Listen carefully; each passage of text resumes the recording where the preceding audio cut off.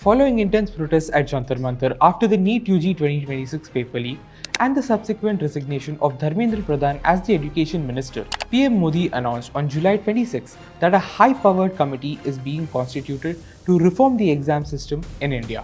In a video released on his social media platforms, the Prime Minister announced that this panel, headed by Infosys co-founder Nandan Nilekani, will recommend measures to make exams in India more reliable and transparent.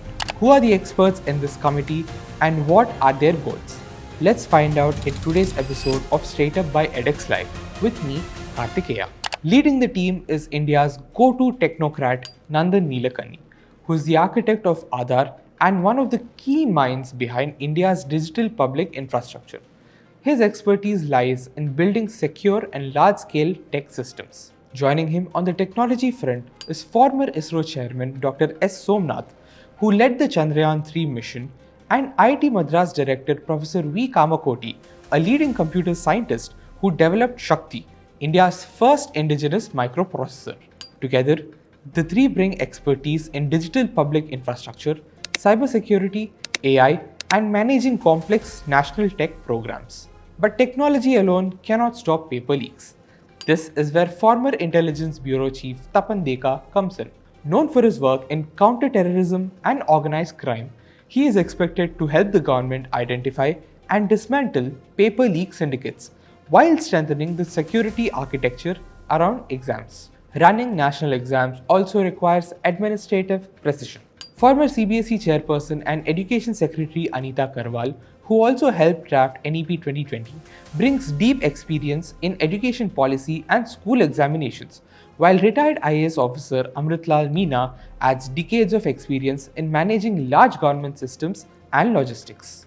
Together, they bridge the gap between policy and implementation. So, what exactly will this panel do?